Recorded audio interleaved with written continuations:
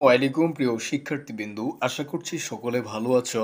তোমাদের এসএসসি পরীক্ষা এবং যারা বর্তমানে নবম দশম শ্রেণীতে পড়ছো এবং সামনে এসএসসি পরীক্ষা দিবে তোমাদের জন্য পরিসংখ্যান অধ্যায়টি নিয়ে চলে আসছি। সো এই পরিসংখ্যান অধ্যায় থেকে প্রত্যেকটি শিক্ষার্থী চায় যে একটি ভালো রেজাল্ট করার জন্য এবং সিকিউ কনফার্ম করার জন্য প্লাস এমসিকিউ তোমরা যাতে পারো সেজন্য আজকের ভিডিওটি তোমাদের জন্য তৈরি করেছি।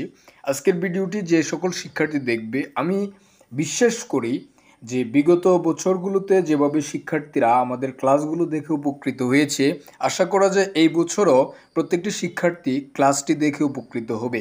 আজকের লাইভ ক্লাসের মতো করে আমরা আজকের ভিডিওটি তৈরি করেছি, যেটা খুবই গুরুত্বপূর্ণ তোমাদের জন্য। পরিসংখ্যান অধ্যায় পুরোটা আমরা কভার করব। এখানে তোমাদের সিকিউ থাকবে, এমসিকিউ থাকবে, বোর্ডের মধ্যে যেগুলো আসে প্রতি বছর সেগুলো নিয়ে আলোচনা করা হবে। প্লাস তোমাদের হচ্ছে বাকি যেই ম্যাটার অর্থাৎ পুরো চ্যাপ্টারটা তোমাদেরকে কমপ্লিট করে দিব ইনশাল্লাহ। তুমি প্রথম থেকে শেষ পর্যন্ত তোমাকে মনোযোগ দিয়ে দেখতে হবে, এটাই তোমাদের কাছে রিকোয়েস্ট থাকবে। তার আগে তুমি যদি আমাদের চ্যানেলে নতুন হয়ে থাকো, চ্যানেলটি অবশ্যই সাবস্ক্রাইব করে ফেলো, যাতে করে পরবর্তী আপডেট আসার সাথে সাথে নোটিফিকেশন তোমরা পেয়ে যাও। সো আমরা আজকের ক্লাসটি শুরু করি। সো ফার্স্ট অফ অল তোমাদের জানিয়ে রাখি, আজকে আমরা পড়ছি অধ্যায় 17 পরিসংখ্যান। আমি রয়েছি FM Faruk Majumdar, 10M educational team এর একজন উদ্যোক্তা, তোমাদের মেন্টর। সো চলো, let's start the point. So first of all আমরা তোমাদেরকে শিখাবো, এটা হচ্ছে কেন্দ্রীয় প্রবণতা এবং গণসংখ্যার সারণী। এই বিষয়টা থেকে তোমাদের সিকিউর কর জন্য গুরুত্বপূর্ণ সবচেয়ে বেশি, এবং তুমি যে অ্যান্সার করবে তোমাকে বোঝার জন্য এটা তোমাকে জানতে হবে। সো আমরা প্রথম থেকে একটু স্টার্ট করি, একদম সহজভাবে তোমাদেরকে বোঝানোর চেষ্টা করব।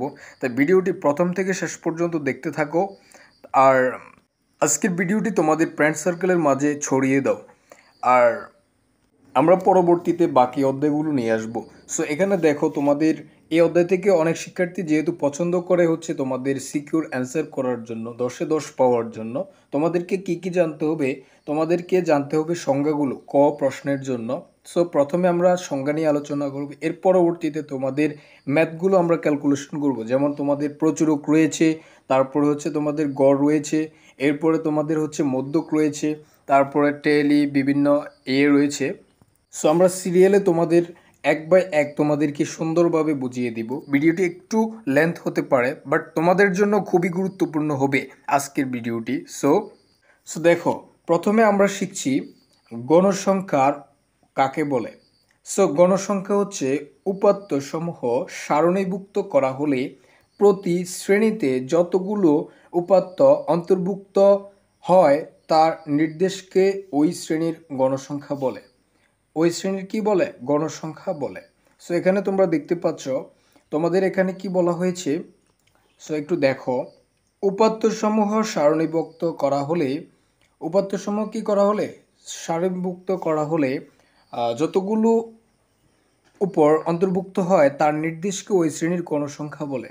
সো মূলত গণসংখ্যা আশা করছি বুঝতে পেরেছ, অর্থাৎ তোমার কাছে যে মেটাডাটাটা রয়েছে, উপাত্ত সমূহ রয়েছে, সেগুলোকে সারণীভুক্ত যখন করবে, সিরিয়ালে তোমরা সারণী করবে, করা হলে প্রতি শ্রেণীতে যতগুলো উপাত্ত অন্তর্ভুক্ত হয় তার নির্দেশকে ওই শ্রেণীর গণসংখ্যা বলে। সরাসরি তোমরা এটা মুখস্থ করবে। ঠিক আছে প্রিয় শিক্ষার্থীবৃন্দ, এখন অনেকে বলতে পারো যে গণিত কি আবার মুখস্থ করার বিষয় নাকি, বাট এখানে দেখো যেহেতু এটা হচ্ছে তোমাদের সংজ্ঞা, সো এটা তোমাদেরকে মুখস্থ করতে হবে। এরপরে দেখো, ক্রমযোজিত গণসংখ্যা কাকে বলে, এটা তোমার ক প্রশ্নের জন্য গুরুত্বপূর্ণ। সো এটা তোমাকে দেখতেই হবে। এখানে দেখো, ক্রমযোজিত গণসংখ্যা কোনো শ্রেণীর গণসংখ্যা ও তার পূর্ববর্তী শ্রেণী বা শ্রেণীসমূহের গণসংখ্যার যোগফলকে ওই শ্রেণীর ক্রমযোজিত গণসংখ্যা বলা হয়। ওই শ্রেণীর কি বলা হয়? ক্রমযোজিত গণসংখ্যা বলা হয়। চলক, এখন দেখো চলকটা আমরা একটু দেখব। সংখ্যাবাচক তথ্যসমূহ হচ্ছে পরিসংখ্যানের উপাত্ত, আর উপাত্তে ব্যবহৃত সংখ্যাসমূহ চলকের মান নির্দেশ করে। এটা তোমাদের জাস্ট মুখস্থ করতে হবে। এরপরে দেখো, পরিসংখ্যানে ব্যবহৃত চলক দুই প্রকারের হয়ে থাকে। কি হয়ে থাকে? দুই প্রকারের হয়ে থাকে। সো বিচ্ছিন্ন চলক এবং হচ্ছে অবিচ্ছিন্ন চলক। সো বিচ্ছিন্ন চলকটা কি? বিচ্ছিন্ন চলক যে চলকের মান শুধুমাত্র পূর্ণসংখ্যা হয় তাকে বিচ্ছিন্ন চলক বলে। যেমন জনসংখ্যা। এরপর অবিচ্ছেদ্য চলকটা কি? অবিচ্ছেদ্য চলক হচ্ছে যে চলকের মান যে কোনো বাস্তব সংখ্যা হতে পারে তাকে অবিচ্ছিন্ন চলক বলে। অবিচ্ছিন্ন চলকে যেমন তুমি দেখতে পারো পূর্ণ সংখ্যার সাথে তোমার একটি দশমিক থাকবে। পূর্ণ সংখ্যা যেমন তোমাকে আমি সাপোজ বোঝানোর জন্য এখানে লিখছি 10.50। ঠিক আছে, এটা হচ্ছে তোমাদের কি, এটা হচ্ছে তোমার অবিচ্ছিন্ন চলক, অর্থাৎ দশমিক থাকবে, পূর্ণ সংখ্যার সাথে কি থাকবে, দশমিক থাকবে, সেটা হচ্ছে তোমার অবিচ্ছিন্ন চলক। এবং বিচ্ছিন্ন চলকটা কি? বিচ্ছিন্ন চলক হচ্ছে তোমার শুধুমাত্র পূর্ণ সংখ্যা থাকবে, সেটা হচ্ছে তোমার বিচ্ছিন্ন চলক। পূর্ণ সংখ্যা যেমন 10, এটা হচ্ছে তোমার হচ্ছে কি, এটা হচ্ছে পূর্ণ সংখ্যা অর্থাৎ বিচ্ছিন্ন চলক। সো আশা করছি তোমরা এই বিষয়টা বুঝতে পেরেছো। এবার চলো আমরা সামনে এগিয়ে যাই। দেখো এখানে কেন্দ্রীয় প্রবণতা এবং গণসংখ্যার সারণী থেকে আমরা আরেকটি বিষয় জানবো, সেটি হচ্ছে কেন্দ্রীয় প্রবণতা। কেন্দ্রীয় প্রবণতা। সো এখানে দেখো কেন্দ্রীয় প্রবণতা কি? উপাত্তসমূহ কেন্দ্রের মানের দিকে পুঞ্জীভূত হওয়ার প্রবণতাকে কেন্দ্রীয় প্রবণতা বলে। সরাসরি মুখস্থ করতে হবে। কেন্দ্রীয় প্রবণতার পরিমাণ হলো তিনটি। পরিমাপ কয়টি? তিনটি। গাণিতিক গড়, মধ্যক এবং প্রচুরক। এগুলো তোমাকে জানতে হবে। তাহলে কেন্দ্রীয় প্রবণতা কি? এটা ক প্রশ্নে সবসময় এসে থাকে। দেখো উপাত্ত সমূহের তোমাকে কিছু মেটাডাটা দেওয়া হলো, উপাত্ত দেওয়া হলো। সো এটাতে তোমার কেন্দ্রীয় মানের দিকে পুঞ্জীভূত হওয়ার প্রবণতাকে কেন্দ্রীয় প্রবণতা বলে। কেন্দ্রের প্রবণতার পরিমাণ হলো তিনটি। কেন্দ্রের প্রবণতার পরিমাণ কয়টি? তিনটি। কি কি? এটা হচ্ছে গাণিতিক গড়, মধ্যক এবং তোমার হচ্ছে প্রচুরক। ঠিক আছে, আশা করছি বুঝতে পেরেছো। তোমরা আমাদের আজকের স্লাইডটি খুব সহজে পেয়ে যাবে। আমাদেরকে কমেন্ট করো, কমেন্টের মাধ্যমে আমরা তোমাদেরকে পিডিএফগুলো দিয়ে দিব। সো দেখো এখানে গণসংখ্যা নিবেশন সারণী, এখান থেকে প্রদত্ত উপাত্ত সমূহকে নির্দিষ্ট শ্রেণী ব্যবধান ও শ্রেণী সংখ্যা নির্ধারণের মাধ্যমে বিন্যাস ও সারণীভুক্ত করাকে গণসংখ্যা বলা হয়। সো কে কে এটা জানো অবশ্যই জানাবে। এখানে তোমাদের উপাত্তের পরিসর, শ্রেণীর মধ্যমান, উপাত্তের পরিসরের একটি সূত্র তোমাকে মনে রাখতে হবে এখান থেকে। সেটা কি? উপাত্তের পরিসর ইজিক্যালস টু সর্বোচ্চ মান মাইনাস সর্বনিম্ন মান প্লাস 1। এটা হচ্ছে তোমার উপাত্তের পরিসরের সূত্র। পরিসরের সূত্রটা কি? আশা করছি তোমরা অনেকেই পারো। উপাত্তের পরিসরের সূত্র হচ্ছে সর্বোচ্চ মান মাইনাস সর্বনিম্ন মান প্লাস 1। এরপরে দেখো শ্রেণী মধ্যমান, এটা নির্ণয় করার সিস্টেমটা বলি। শ্রেণীর ঊর্ধ্বমান প্লাস শ্রেণীর নিম্নমান বাই 2। বাই 2 কি? বাই 2। ওকে, আশা করছি তোমরা বুঝতে পেরেছো। এগুলো তোমাকে মুখস্থ করতে হবে। তোমরা খাতায় নোট করে ফেলো, আমরা যেগুলো তোমাদেরকে পড়াবো সেগুলো নোট করে ফেলো। আমরা আশা করছি A to Z বোঝানোর পরে তোমরা এই অধ্যায় থেকে একটি সিকিউ কনফার্মলি তোমরা লিখতে পারবে। সো ক্লাসটি কন্টিনিউ করতে থাকো। এরপরে দেখো তোমরা এটার উদাহরণটা আমরা এক্সাম্পল হিসেবে উপাত্তের পরিসরটি, এখানে তোমরা আমাদের এক্সাম্পলটি দেখতে পাচ্ছ। দেখো শ্রেণীর মধ্যমান, শ্রেণীর উচ্চ মানটা আমরা ধরো সাপোজ 10 দিলাম। হ্যাঁ, এই 10-এর সাথে প্লাস হচ্ছে তোমার শ্রেণীর নিম্ন মানটি কত? শ্রেণীর নিম্ন মানটি হচ্ছে তোমার ধরো 1। তাহলে এটা দুইটা যোগ করে 2 দিয়ে ভাগ করব, তাহলে কত আসবে? 5.5। এটা হচ্ছে তোমাদের শ্রেণীর মধ্যমান। শ্রেণীর মধ্যমান আমরা নির্ণয় করার সূত্রটা হচ্ছে এটা। ঠিক আছে, আর পরিসরের সূত্র তোমরা জানো, সর্বোচ্চ মান মাইনাস সর্বনিম্ন মান প্লাস 1। তোমরা যারা জানো না অবশ্যই এই সূত্র দুটি মুখস্থ করতে হবে তোমাকে। ঠিক আছে, এখন আমরা দেখি নেক্সট। এখানে দেখো তোমাদের একটি এমসিকিউ রয়েছে, যেটি হচ্ছে তোমাদের দিনাজপুর বোর্ড 2024-এ এসেছে। সো খুবই খুবই ইম্পর্ট্যান্ট। সো এখানে দেখো তোমরা উপাত্তের সর্বোচ্চ মান এখানে দেওয়া রয়েছে কত? 97। ঠিক আছে, 97। পরিসর হলো 48। সর্বনিম্ন মান কত? ক বলা হয়েছে বা এ হচ্ছে রোমান সংখ্যা 51, বি হচ্ছে 50, সি হচ্ছে 49, ডি হচ্ছে 48।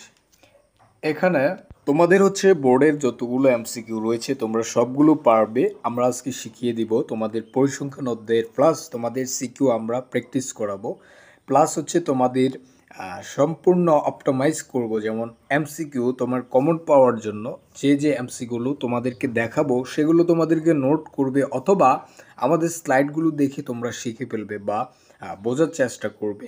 আর তোমরা এখন ক্লাসটি দেখতে থাকো। উপাত্তের আমরা এখানে দেখতে পাচ্ছি সর্বোচ্চ মান কত? সর্বোচ্চ মান হচ্ছে 97। ঠিক আছে, এখানে হচ্ছে পরিসর দেওয়া রয়েছে 48, সর্বনিম্ন মান আমাদেরকে বের করতে বলছে। সো যখনই বলা হবে সর্বনিম্ন মানটি বের করো, তখন আমাদেরকে সরাসরি পরিসরের সূত্রটি লিখতে হবে। আমরা এখানে লিখে ফেলেছি তোমাদের সুবিধার্থে। সো দেখো এখানে পরিসর ইজিক্যালস টু, পরিসর ইজিক্যালস টু কি? পরিসর ইজিক্যালস টু কি প্রিয় শিক্ষার্থীবৃন্দু? আগে শিখেছিলে। সো এই এমসিকিউর ম্যাট্রিক করার জন্য কি করতে হবে? সো প্রথমে আমরা সূত্রটি লিখব। কেন? সর্বনিম্ন মান চেয়েছে। সো পরিসর ইজিক্যালস টু সর্বোচ্চ মান মাইনাস সর্বনিম্ন মান প্লাস 1। তো ইজিক্যালস টু কী হবে? এখানে আমরা সর্বোচ্চ মান কত পেয়েছি? সর্বোচ্চ মান আমরা এখানে পেয়েছি হচ্ছে তোমার 97, এবং মাইনাস সর্বনিম্ন মান কি আমরা পেয়েছি? আমরা সর্বনিম্ন মান তো পাইনি, আমরা এটা বের করব। সো এটা বের করার জন্য আমরা পরিসরের মান জানি। সো এখানে লিখব ইজিক্যালস টু পরিসরের মান হচ্ছে 48 ইকুয়ালস টু 97, যেটা হচ্ছে তোমার সর্বোচ্চ মান। এরপরে আমরা লিখব কত? মাইনাস সর্বনিম্ন মান প্লাস 1। সো এখন আমরা এটা ক্যালকুলেট করব। সো সর্বনিম্ন মান ইজিক্যালস টু আমরা এটা আমরা হচ্ছে কি করব? এটা হচ্ছে প্লাস 1-এর সাথে 48কে আমরা হচ্ছে যোগ করব। ঠিক আছে, 48 plus minus, plus minus minus 48। So এখানে তোমরা এটা ক্যালকুলেশন করলে তোমরা পাবে হচ্ছে 50। ঠিক আছে প্রিয় শিক্ষার্থীবৃন্দ, এটা তোমরা ক্যালকুলেশন করলে পারবে। সো যারা পারো অবশ্যই কমেন্ট করে জানাবে, যারা পারো না তাও জানাবে। সো এরপরে তোমরা দেখো, আমরা পরবর্তী স্লাইডে চলে যাই। এখানে তোমরা আরেকটি এমসিকিউ দেখতে পাচ্ছ, যেটা কিনা তোমাদের Dhaka board 2023-19, Mymensingh board 23, Sylhet board 2022 এসেছে। সে প্রশ্নটি খুবই গুরুত্বপূর্ণ। তুমি বোর্ডের প্রশ্নগুলো যত সলভ করবে, তোমাদের হচ্ছে অ্যান্সার করার মাধ্যমে তোমাদের পরীক্ষার একটি প্রিপারেশন হয়ে যাবে। এখান থেকেও কিন্তু অনেক এমসিকিউ কমন আসে। সো এটা তোমার জানা খুবই গুরুত্বপূর্ণ। এখানে দেখো, নিচের কোনটি বিচ্ছিন্ন চলক? শুধু পূর্ণ সংখ্যা হচ্ছে বিচ্ছিন্ন চলক। আমরা সংজ্ঞা শিখেছিলাম কি, এখন সেটি এমসিকিউর জন্য তোমরা তোমরা জানতে পারবে। সেটা হচ্ছে কি, বিচ্ছিন্ন চলক হচ্ছে শুধুমাত্র পূর্ণ সংখ্যা। শুধুমাত্র কি পূর্ণ সংখ্যা হচ্ছে বিচ্ছিন্ন চলক। জনসংখ্যাটা কি বিচ্ছিন্ন চলক। ওজন কি বিচ্ছিন্ন? এটা 38.9 হতে পারে, উচ্চতা সেন্টিমিটার হিসেবে হতে পারে। তারপর হচ্ছে বয়সটা যেমন 19 বছর 3 মাস হতে পারে। সো তাহলে একটা দশমিকের পর্যায়ে চলে যায়, অবিচ্ছিন্ন চলকে চলে যায়। সো জনসংখ্যাটা যেহেতু কোনো একটা নির্দিষ্ট মানুষকে তো আর আলাদা করা যায় না। যেমন ধরো 5 জন মানুষ, 6 জন, 5 জন মানুষ রয়েছে, তুমি কি 5 জনকে ভাঙতে পারবে? 5 জন মানুষকে কি ভেঙে আলাদা করতে পারবে? তো পারবে না। সো সেটা হচ্ছে তোমার অবিচ্ছিন্ন চলক। সেটা হচ্ছে বিচ্ছিন্ন চলক। যেটা তুমি ভাঙতে পারবে না সেটা হচ্ছে কি বিচ্ছিন্ন চলক, অর্থাৎ আলাদা। আর অবিচ্ছিন্ন হচ্ছে যেটাকে তুমি ভাঙতে পারবে। দেখো এখানে জনসংখ্যাকে আমরা ভাঙতে পারবো না। সো এটা হচ্ছে তোমার বিচ্ছিন্ন চলক। আশা করছি বুঝতে পেরেছ। এই প্রশ্নটা ঢাকা বোর্ড 23-19, ময়মনসিংহ বোর্ড এসেছে হচ্ছে তার 23, সিলেট বোর্ড 2022 এসেছে। খুবই গুরুত্বপূর্ণ। এরপরে আমরা স্লাইডটি দেখি।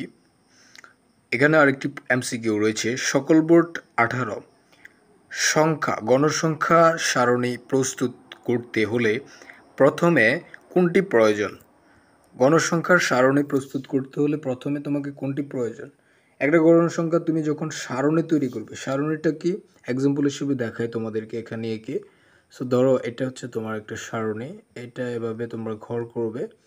সো দেখো এভাবে, সো এটা হচ্ছে তোমাদের সারণী। ঠিক আছে, এখানে তোমার গণসংখ্যা এগুলো লিখতে হবে। সো এটা হচ্ছে তোমাদের গণসংখ্যার একটা সারণী। সো একটা সারণী তৈরি করার জন্য তোমাকে কি করতে হবে? তোমাকে সারণী তৈরি করার জন্য প্রথমে তোমাকে পরিসর নির্ণয় করতে হবে। ঠিক আছে? পরিসর নির্ণয় না করলে তুমি কয়টি ঘর দিবে সেটি তুমি জানতে পারবে না। তাই অবশ্যই তোমাকে পরিসরটি নির্ণয় করতে হবে। সো এটার অ্যান্সার হবে কি? পরিসর। সকল বোর্ডে এসেছে। সো খুবই গুরুত্বপূর্ণ, তোমরা বুঝতেই পারছো। সো এখন দেখো, এটা হচ্ছে তোমাদের অ্যান্সার পরিসর। এরপরে যে একটি তোমাদের সিকিউ রয়েছে, সিকিউরিটি আমরা পরবর্তী ক্লাসে আমরা আলোচনা করব। ভিডিওটি হচ্ছে তোমাদের সিকোয়েন্স বাই একটার পর একটা আমরা আপলোড করে যাব তোমাদের প্লেলিস্ট আকারে। তোমরা প্লেলিস্ট অনুযায়ী ক্লাসগুলো দেখে নিতে পারবে। সো আজকের জন্য এখানেই বিদায় নিচ্ছি, পরবর্তী ক্লাস দেখার জন্য আমন্ত্রণ জানিয়ে সকলকে অসংখ্য ধন্যবাদ। আল্লাহ হাফেজ। আসসালামু আলাইকুম রহমতুল্লাহ।